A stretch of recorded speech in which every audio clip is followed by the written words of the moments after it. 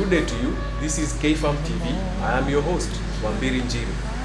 Our topic today is in regards to the marriage institution, and I pray that as we discuss these issues, that you will be with us, you will learn from us. With me, I have a panel of people who we are going to discuss with this topic. And on my right, I have Elder Mary Kamau, who is an elder in our church. Karibu sana. I have Mr. and Mrs. Njoke. Karibu sana.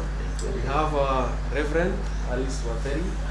We have Mr. and Mrs. Patrick Mbaru from P.C.E.A. P.C.E.A.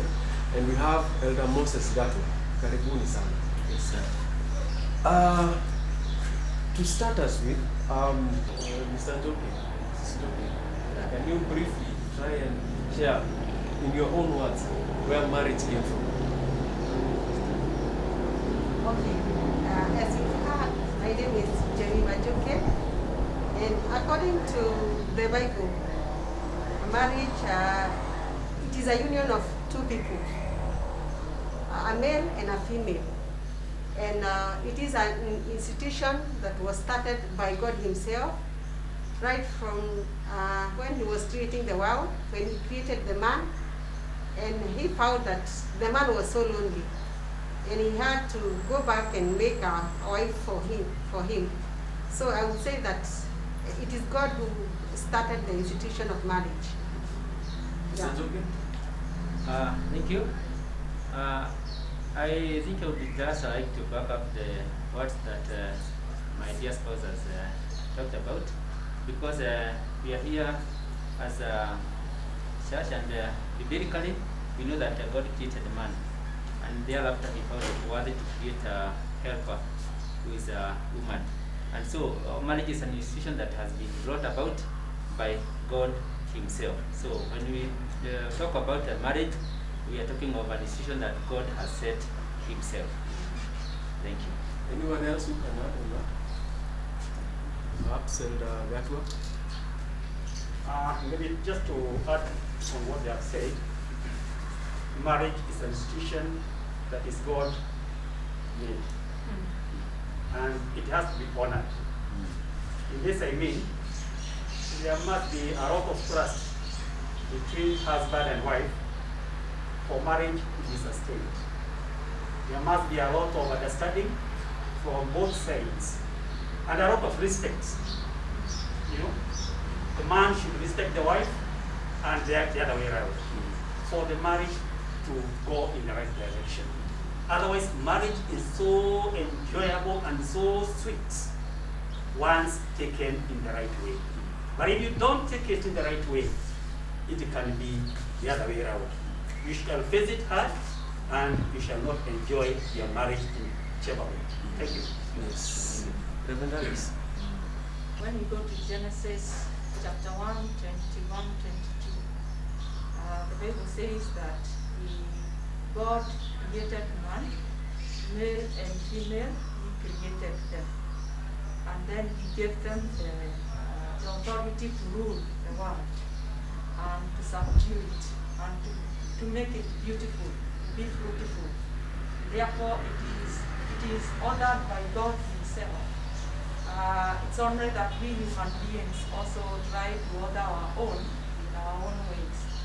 This marriage is an institution ordained by God. I believe there are, in books we read, there are types of marriages. If you can briefly share the ones we know, the types of marriages we have. And then Bob. The one the evangelists talk about here, and we need to emphasize a lot is the Christian marriage.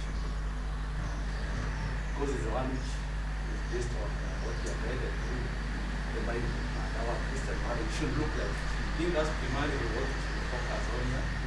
Legally, the other types of marriages, but this is a union between a male and a female with the purpose of living together for prosperity or for continuity. So that's a basic marriage. Yeah, of course, many others begin marriages. I think we have a bit more discussion. Sawa. How do we handle marriages in a godly way, in a family, like marriages in in general, how do we go about it?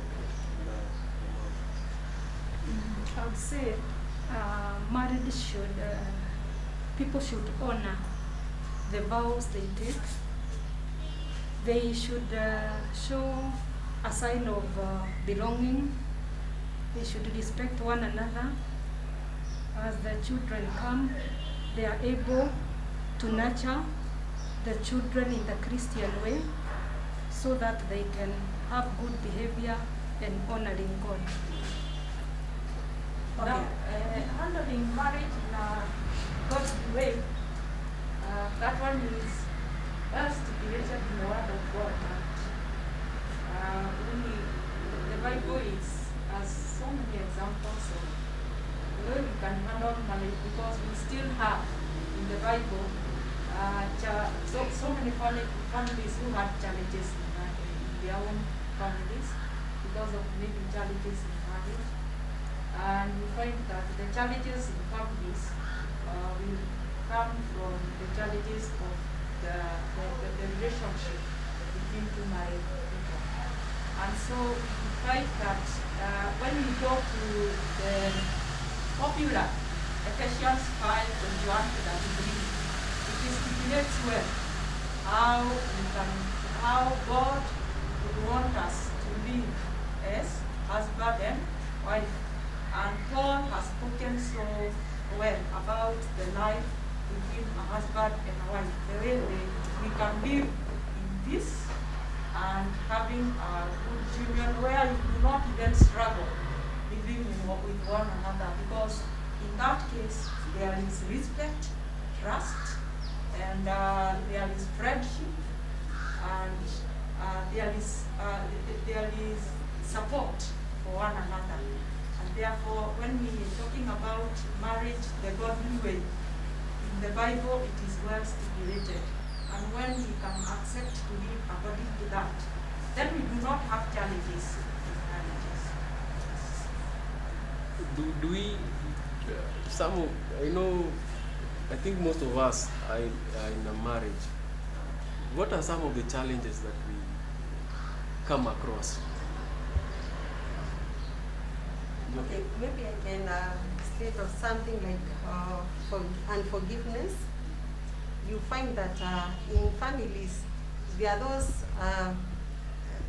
people who don't forgive one another. And this has been a challenge in many homes or in many marriages. Because if people don't forgive one another, they cannot go far. And at the same time, there has to be a lot of trust. If you are a wife, it is very important for you to trust your husband, and a husband to trust the wife, so that you can be able to live as God has commanded us to live as people who are married. Yeah. I agree with what my colleagues have said. Just to add that one should look at marriage as a lifelong relationship, because in the vows that you vow to each other to live together till death do you part. So first, as a married person, one needs to realize that this is a long-time relationship. And once you realize that's a long-time relationship, then you want it to be a happy relationship. And once you come to that realization, then it takes you to make it happen, because you have what it takes, because everybody chooses their marriage partner. And when you make that choice, then you need to be sure that that's the person you want to live with. And as he has said, that marriage is about understanding that it's a marriage and who are you in that marriage. If you are a wife, it is possible to submit irrespective of who you are. You may be a career woman, you may be so rich or whatever you do, but once you get to that home, you need to remember that you are a wife, you are a mother, you are breastfeeding children. And once, if you are dealing with your spouse, then always remember, this is my husband. Myself, that I find that very, very important. And once you do that, then you will not have issues in your marriage. Let the husband or the man of the home take his responsibility as the head. So as a wife, you should never take the responsibility of the head. And even if the head say, everybody has their own weakness. Maybe finances, they've lost their job, they don't have money to meet the needs of the family, yet they are the provider. You as the wife who is handling, you can give your spouse, your husband, that money in the bedroom. And when he comes out, he provides. It is him doing it, not you. So you let everybody take their responsibility in marriages, in every marriage, and everyone should understand and appreciate their position. Marriage is honorable when one accepts the other person. There's that aspect of accepting the other partner, however he is. Maybe he could go down financially, and I, who is working, I'm supposed to be there, not to take position of my husband, but just submitting, doing what I'm supposed to do. If he has no money, we'll share what we have. I'll pass the money to him to take over the responsibility. And that one, it will still continue building the relationship.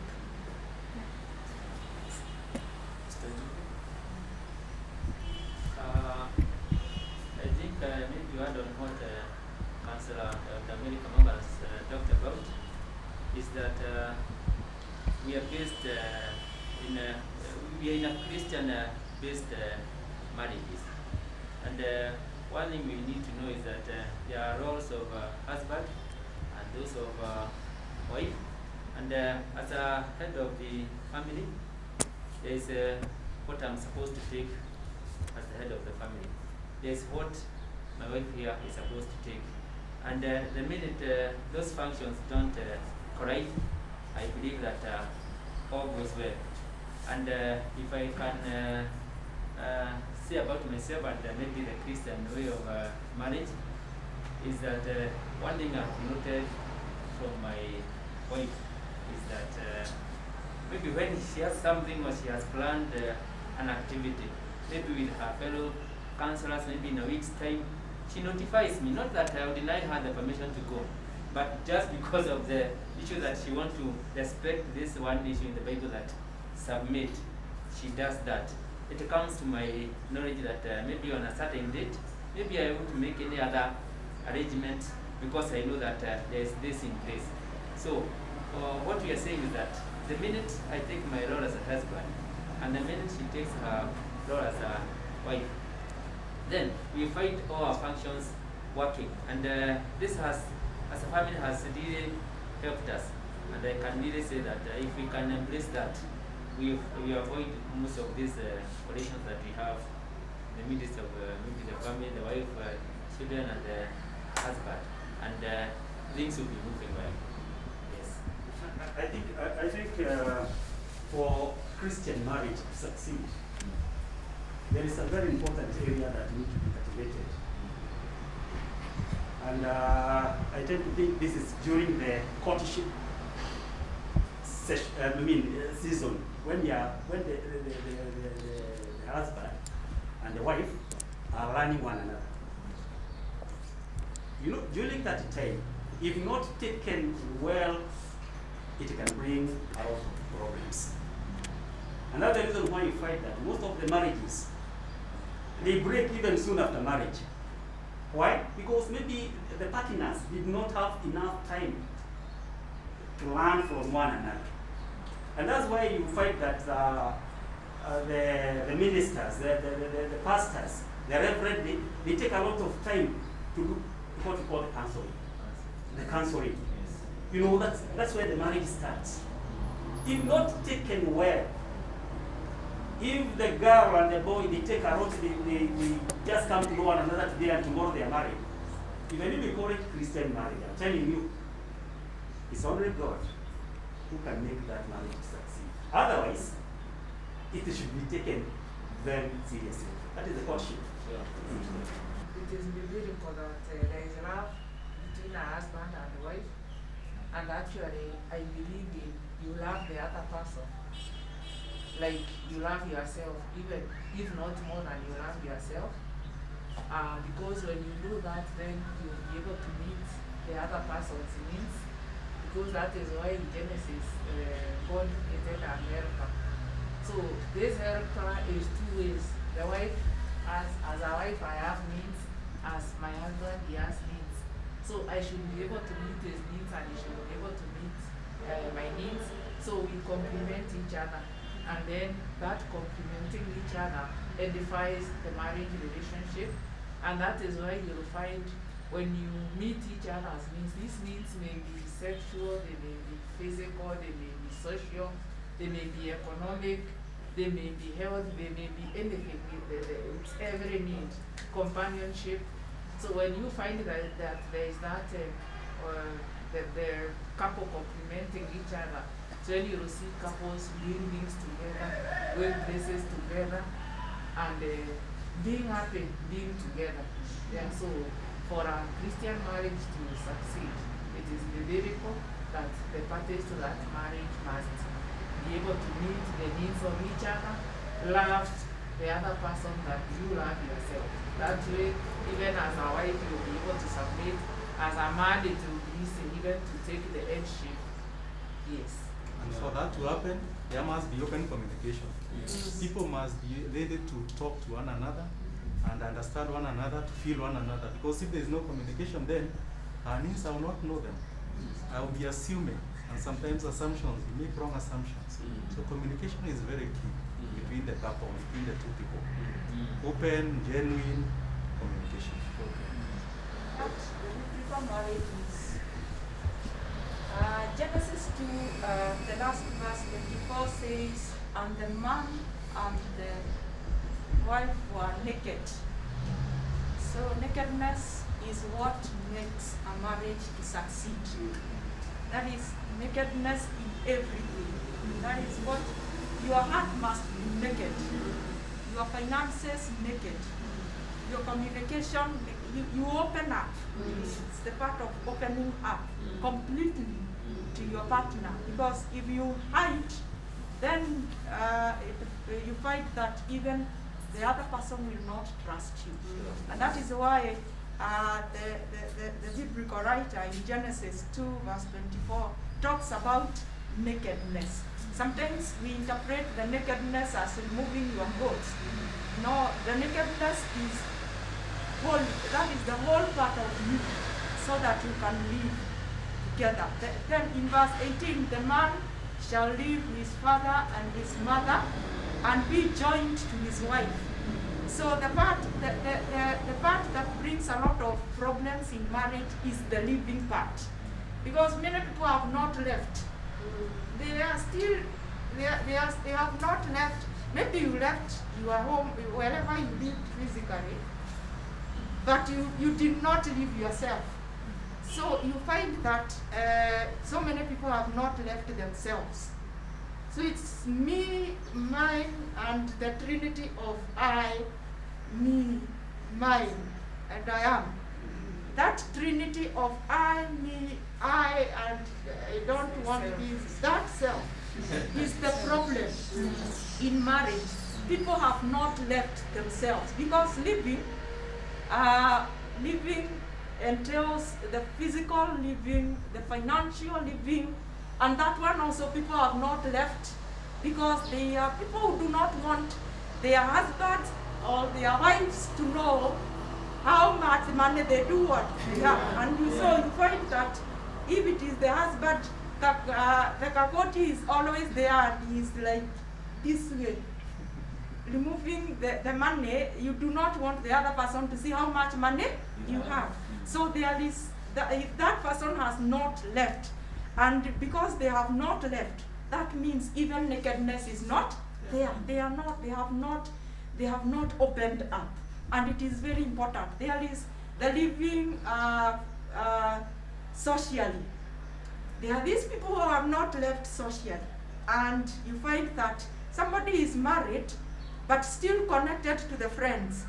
and therefore they are going out with the friends. So with the going out, this other person does not want that relationship with the friends. And you start complaining, it's because you have not yet left socially to socialize with your partner, and taking your partner as your friend and close friend so that you can socialize. So many people have not left socially, and they are, some are even aged, and they are still going for Kamweredo and so on because they have not yet left socially. And the chamas and so on, and they do not want to be known. They are living and they still speak foreign language whenever they ask, where are you going? Because they have not yet left socially. The other part that people do not live is the psychological living. Psychologically is where now we are talking about the me, myself, and I, the trinity of I, me, myself. And when you fail to live yourself, you'll always be seeing the fault of the other person.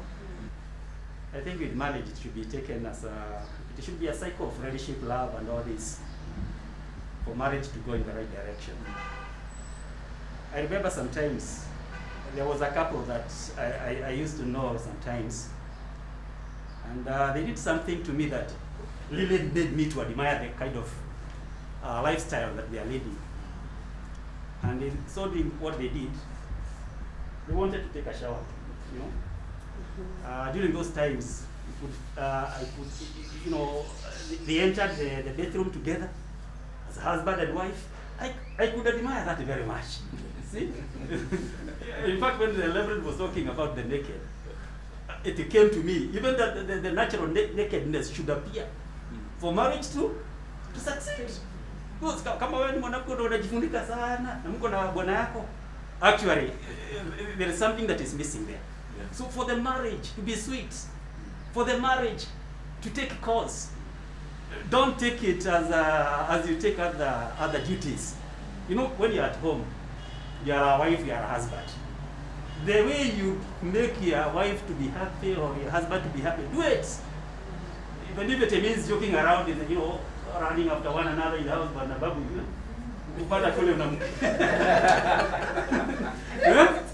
don't think like very serious. Because if you take, you know, here what happens is that during the weddings, there is that piece of cloth, and maybe the Reverend can tell us, you know, the gown of the bridegroom. Yes. No, the bride. Yes. There is that piece of cloth that is normally tied around. Conveyed. Yeah. Put them together. That togetherness. The togetherness that is brought about during the wedding should prevail throughout. And if there is no togetherness, the togetherness normally makes homes to be very, very enjoyable.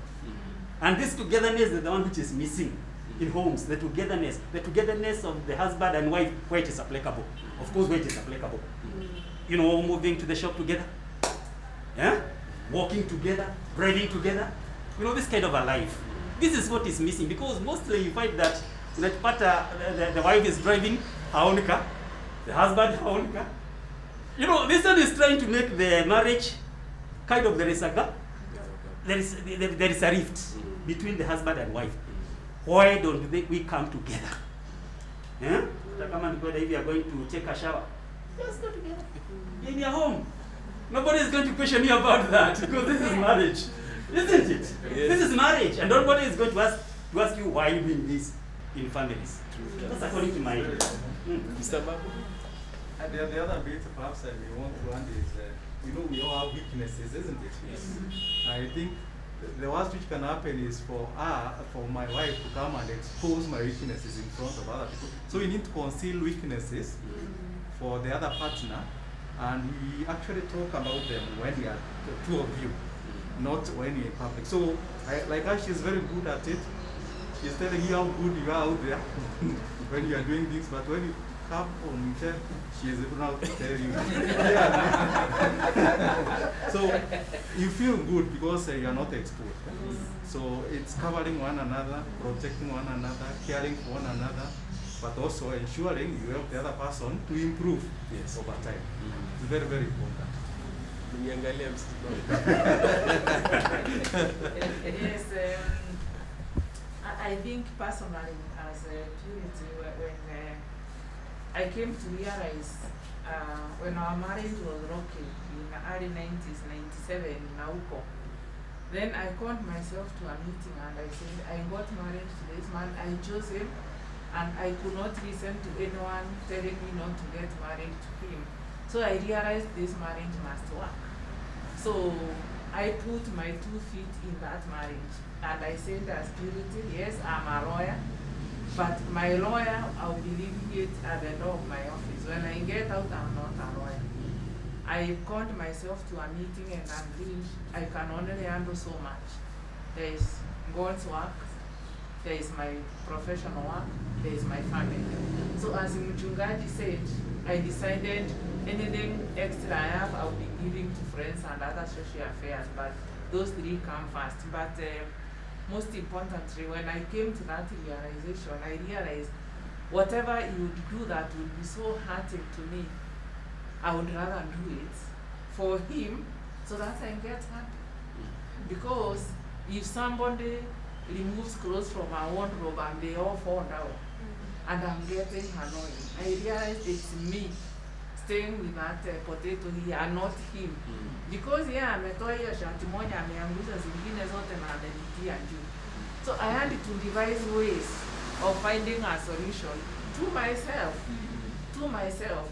And when I realized that I don't think I had that problem, then I realized to solving small things for myself. Even his dressing.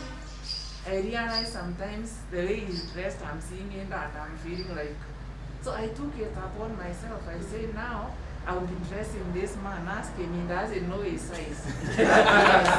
So I took that upon myself, and I was sharing with the family before the session started, and I was telling her, I challenge every woman to know that thing that they do for their husband. Yes, the husband can do it for themselves, but before they do it, somebody has already done it. For example, he's an elder. If he's being ordained on Sunday, I make sure that week I've brought him a suit. So that it's not a question, but what I've gotten from him that has really made me the woman I am, the beautiful lady I am, is acceptance. He has really accepted me, and I thought that nobody would ever love me. So every morning, if not night, even 4 times, he can tell me I love him. So, and I feel so good about it. So I feel secure. Living yourself works magic, we have said. And we note that I got married when I was a minister. And I also got married to a minister, and you might think that that person is as perfect because you might think that he came from heaven. But the person has his own weaknesses.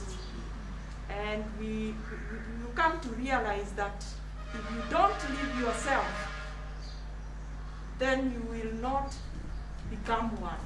Because you will always fight, since there are those weaknesses. She has mentioned about some of the shirts down, and some you have stepped on them. And sometimes, these men, sometimes they don't know which one is clean and which one is not clean when it's brought down.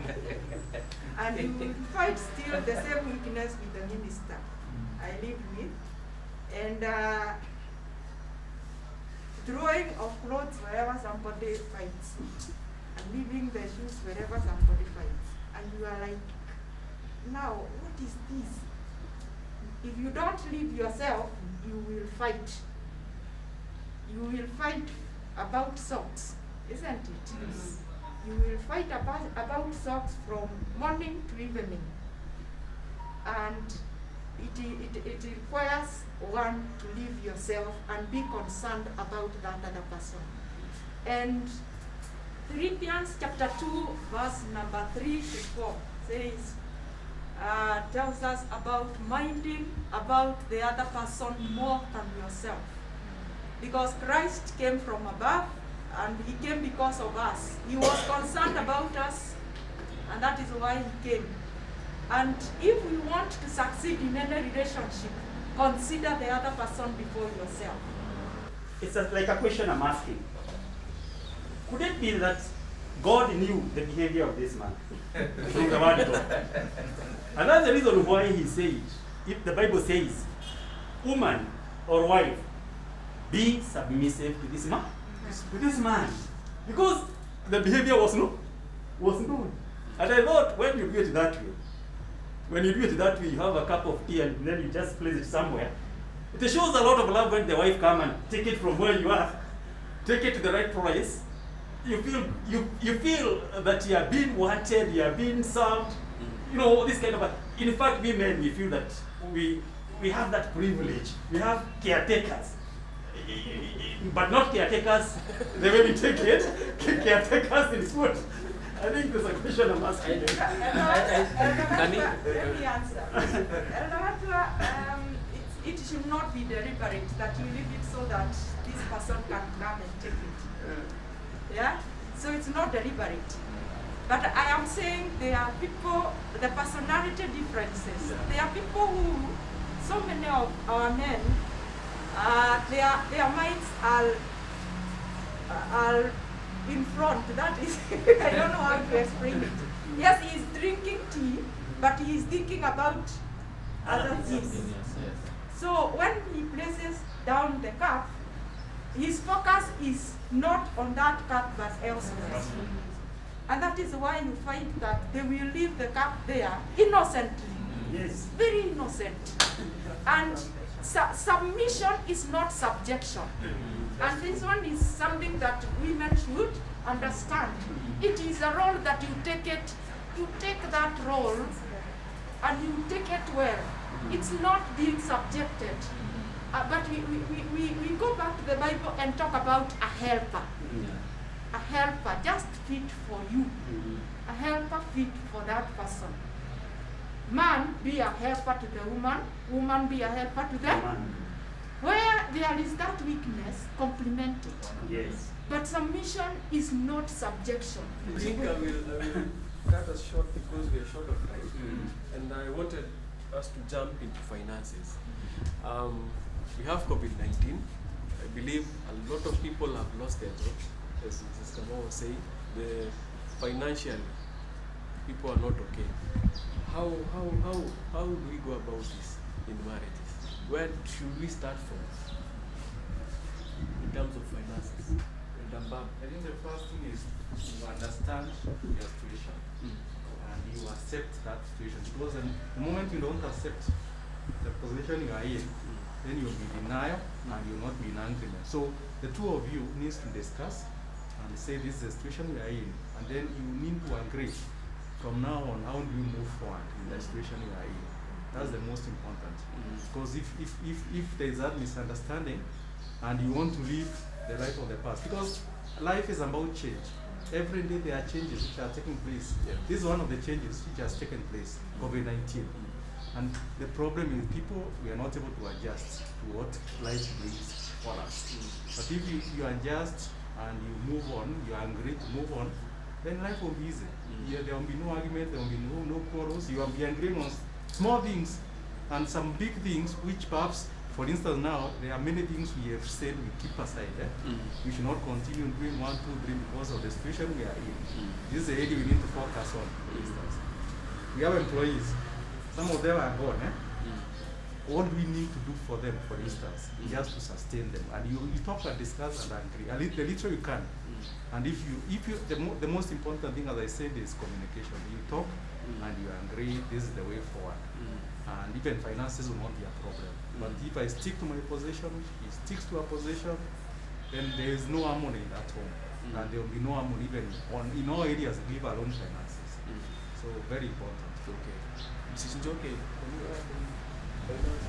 Okay, adding to what Elder Babu has said, it is very important for us to come together as a family, and especially at this very moment when we have COVID-19. Just as he has said that some of the people have lost their jobs, And you find that maybe, for example, right now, maybe I had money in the bank. And our Reverend was saying about nakedness. I don't see the need of keeping that money when maybe my husband has lost the job and we are struggling as a family. It is my responsibility to go and get that money so that we can use as a family. I think what I can add to that is that the one thing to note is that this is not a permanent thing. To be here for a period, and then we go back to our normal lives. And it's also good to note that we need to reorganize ourselves so that we can cover this period. If I can talk about myself, one thing I have done is that I've looked for a lot of maize in the house and beans. They are there. So if like Dagato tells me that he has some, I'll just go and get a debe and add to what I have. So when time comes back, we'll go back to maybe to a piece of meat that we used to take before. But since this is also something that can keep us going, we just stick to that for now. Like now I have cows in the house, and they are giving me so big lists of things. But what I'm saying that it will be possible, but just give me a bit of time. So if we can understand that, and we take it as a family, then we will have no issues. So the best thing is to understand ourselves, to know what we have. I won't keep anything aside so that maybe I don't support the family, but I'll do my best, but what I can for now. Yes, and we take it to that as a family, and that's what we've been doing. Yes. Yes, I think this COVID-19, it has got a lesson for us to learn, that families should live together. Families should live together in the sense that love is paramount. Because with money or without, it all takes about love. Because where you don't have a lot, and there is love in that family, you just understand one another. Where there is a lot, and again there is love, everything will go as usual. So what we need to tell people here, or rather what we are supposed to learn, as far as this disease is concerned, is that the harmony, the togetherness, that united nuclear family need to live together, as the Bible says, that how precious it is for a family to live together. Actually with money or without. Because even other times, even before this disease was there, bado kulikuwa na shida. But how are you going to live with these problems? It is with the love that comes from God. And you emulate one another. You emulate one another as husband and wife. And the children should also understand all this. Yeah. Actually, there are a lot of opportunities which are coming by. Now that we are together, we are being forced by curfew to be together. Yes. Sometimes complain I get home too late. But now by 7 we are there. Yes. And we have found time even to explore the Bible together with the children. And the type of things they ask, you can see perhaps you needed to have started this much earlier. Because there's an issue both ways, even us, understanding of the Bible, which you see there's a gap here, which needs to be filled. Yes. So it's very, very important. So there is always a positive sign to every situation. So you should not be saying COVID and whatever. It is something which has brought other opportunities, which we need to seize and move on to. I would also like to add something about the family altar. I've taken it positively that it is being restored. What, even if it is hard, is something, there is an essence of restoration of the family. That's true. That's how one meant it. Yes, on the issue of finances, I just want to say that a couple should not fight because of finances, because the issue of lack of finances, as Bagato has said, as sometimes a reason in your marriage. Even as there's a time he left his job, I left where I was, and it was very tight for us.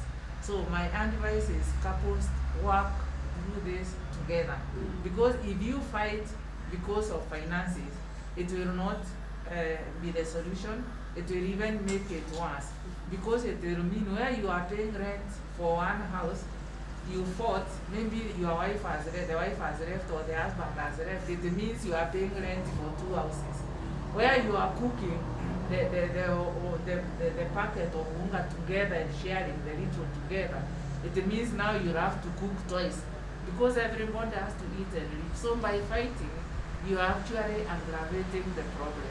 So instead of fighting because there is no money, come together so that you find that money together because you are one. Otherwise, fighting, it makes it worse. It will take you to lawyers like me, and I tell you for sure, any couple with a family difference, when they go to a lawyer and they ask for money, they pay. They don't need, they borrow whatever, and they pay. So instead of doing that, hold your peace, look at the luck together and solve it together. And because there's nothing that comes that has no solution.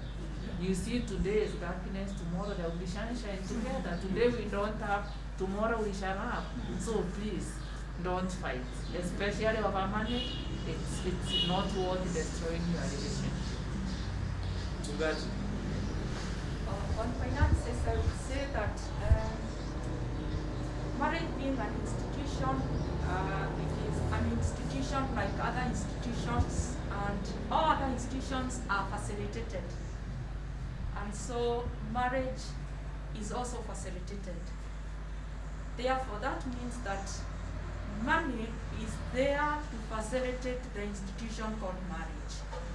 And if you can fight because of something that facilitates you, then you might be in a wrong, you might be in the wrong institution maybe. If people are fighting today because of money, they fought a long time ago. So the differences concerning finances came a long time ago. It's only that it is coming out today, since maybe somebody has lost his or her job.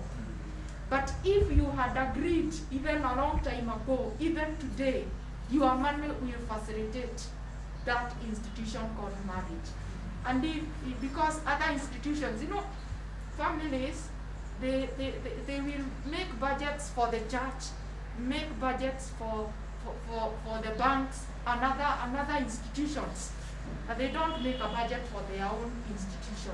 The major institution, before you can go to any other institution, you come out from the marriage. That is from your family. And so it is important to ensure that you work for your marriage. So facilitate it for it to be good or to become better. So don't fight because of something that is facilitating your marriage. So whatever you have, bring it to the marriage so that it can work for you. Money is there to work for you, not to cause you to part ways. So ensure that you are coming together. I talked about nakedness. Even right now, be naked on what you have so that your marriage is going to work. And working for your marriage is fighting for it to remain so that you can sustain it. It's not working for it is not fighting so that you can part ways and we fight you divorcing or separating. You have to work for it. So money is there to facilitate the institution called marriage. It is not there for you to fight. Yeah. I think time has run out, but I'm sure we'll cover more of this in subsequent episodes. I'm sure when we invite you again, you'll come back, isn't it? Asanteni sana kwa kuja, and God bless you. That has been marriage institution, and you've heard from the horses' mouths about the challenges they are going through and what they have gone through. And I'm sure if yours is going through the same, just pick up every broken piece, take them to God, because I know He'll bring every piece together. So be blessed. God bless you. Wambiri Njiri for K-Farm TV.